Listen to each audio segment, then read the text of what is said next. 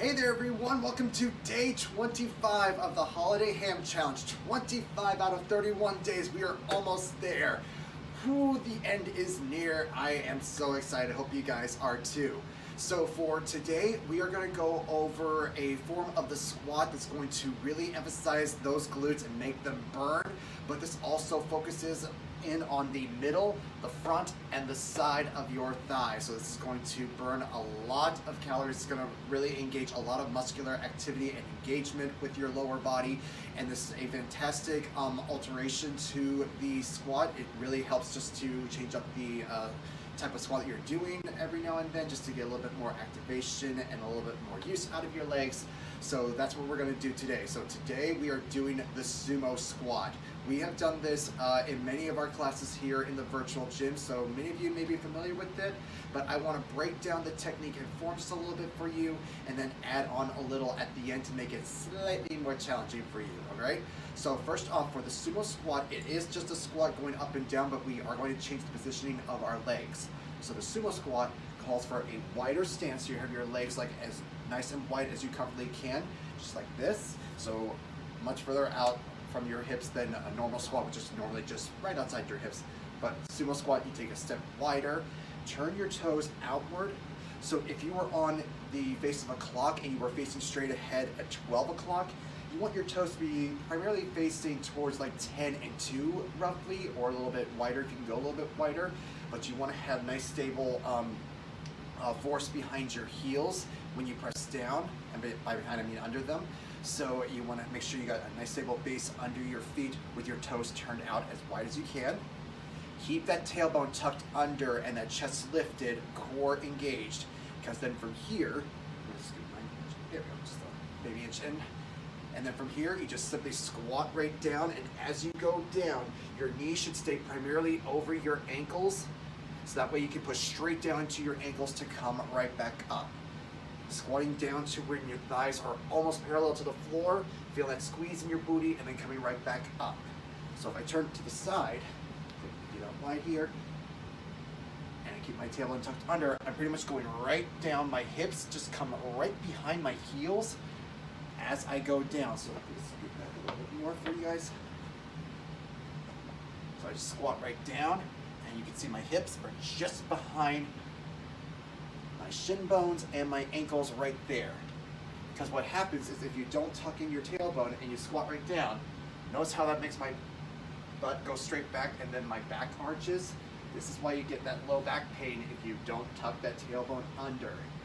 Plus when you tuck that tailbone under, you really feel that squeeze right there in your glutes right there as you go down.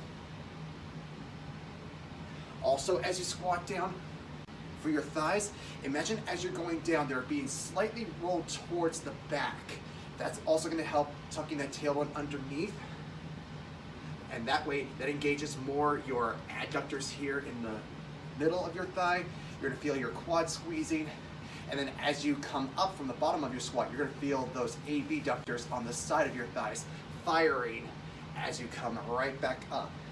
So this is a great substitute for the squat to really get more activation and work out of the legs. So that's the primary form and technique with the Sumo Squat.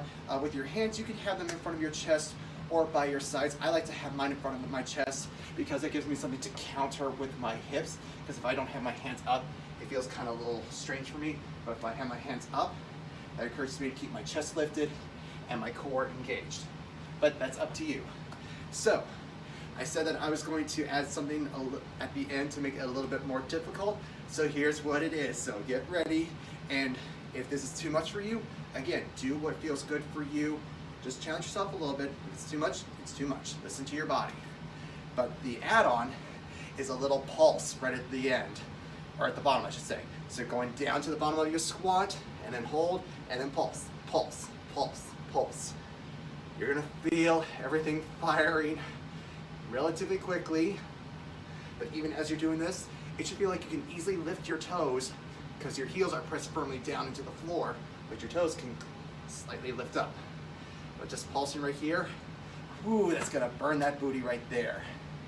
So that's one thing you can add on. Another thing, and if you've been a member of our virtual gym for a while, or you did classes with me and Jason way back when, you might recognize this next thing, but it's essentially holding the bottom of your sumo squat and then walking, or this is what we call the platypus walks, because you're pretty much walking almost like a platypus walks on land.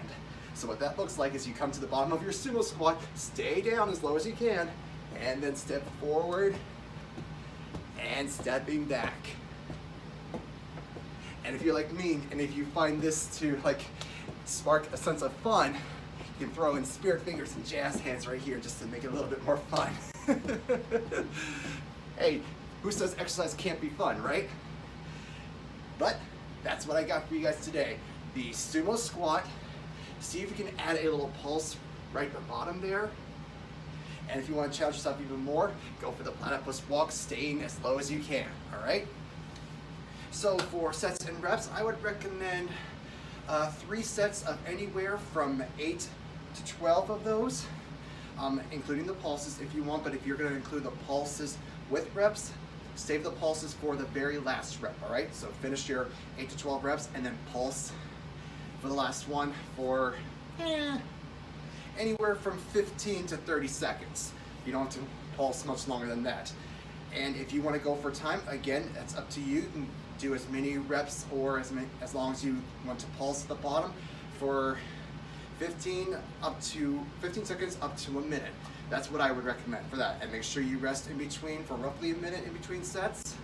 And of course, make sure you hydrate and stretch. That's what I got for you guys today here on day 25 of the Holiday Ham Challenge. We're nearing the end. We are almost there. So I will see you guys next time. Until then, hope you like the sumo squats. I'll see you next time.